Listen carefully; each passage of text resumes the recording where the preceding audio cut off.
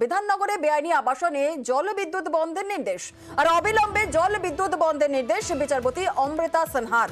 বেআইনি আবাসনের দুই নির্মাতার বিরুদ্ধে পদক্ষেপের নির্দেশ। পুরসভাকে পদক্ষেপের নির্দেশ বিচারপতি অমৃতা সিনহার। 30 দিনের মধ্যে আবাসন খালি করার নির্দেশ বিচারপতির। আর বাসিন্দারা আবাসন খালি করার পর বাড়ি ভাঙতে পদক্ষেপ পুরসভার।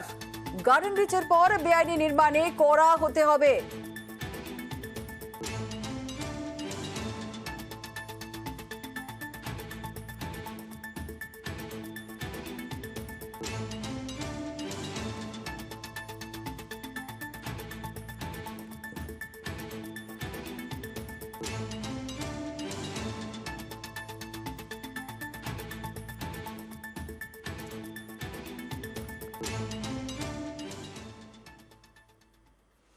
বেআইনি নির্মাণ ভাঙতে ডেমোলিশন স্কোয়াড। অবৈধ নির্মাণ ভাঙতে পুরসভা ডেমোলিশন স্কোয়াড।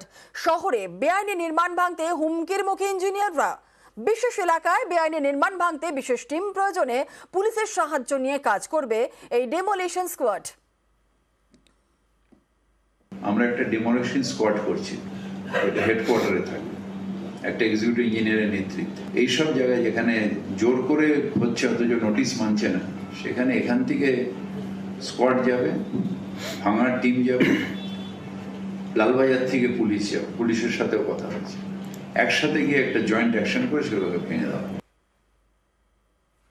প্রতিদিনের দরকারি ওষুধ বছরের পর বছর খাচ্ছেন, আর সেই ওষুধই বাতিল। পাস করতে পারেনি কেন্দ্রীয় সরকারের পরীক্ষায়। 58টি ওষুধ নিষিদ্ধ। হাই প্রেশার থেকে সুগার রোজ ওষুধ খেতে হয়। এছাড়া জ্বর হলে প্যারাসিটামল, পেটে ব্যথা কিংবা বদহজম চট করে অ্যান্টাসিড, এরকমই নানা ওষুধ নিষিদ্ধ করে দিল কেন্দ্রীয় সরকার। নামি দামি কোম্পানির 58টি ওষুধ নিষিদ্ধ করেছে স্বাস্থ্য মন্ত্রকের Central Drugs Standard Control Organisation. দেশের বিভিন্ন জায়গায় বহু ওষুধ পরীক্ষা করা হয়েছে, তার মধ্যে 58টি ওষুধ পাশ করতে পারেনি। এর মধ্যে রয়েছে জ্বরের ওষুধ পাইরিকুল 500 এবং সাজেসিক সি।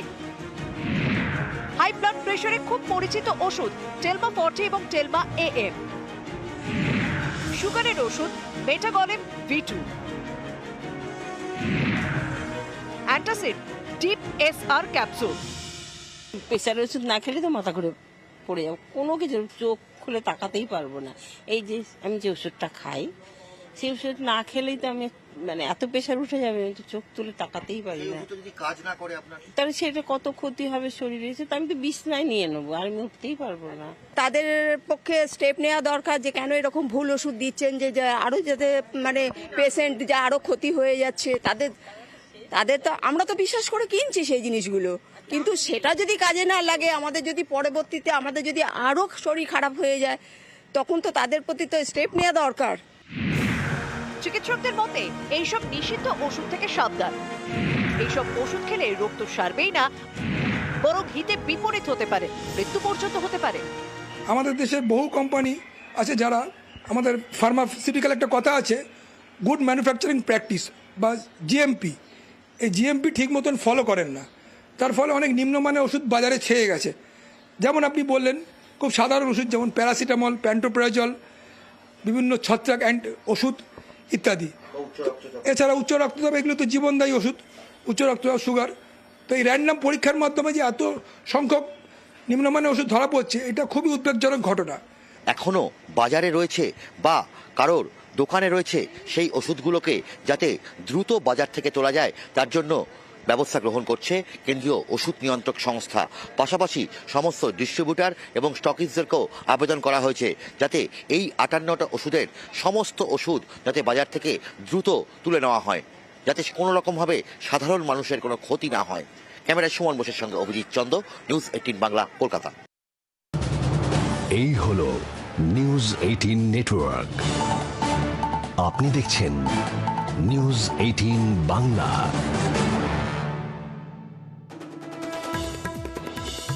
24 লক্ষ উত্তর প্রচার যুদ্ধে মুখোমুখি মোদি মমতা। আজ কোচবিহারে দুই প্রান্তে দুই হেভিওয়েট রাসমেলা ময়দানে জনসভা, প্রধানমন্ত্রীর মাথা ভাঙায় সমাবেশ, তৃণমূল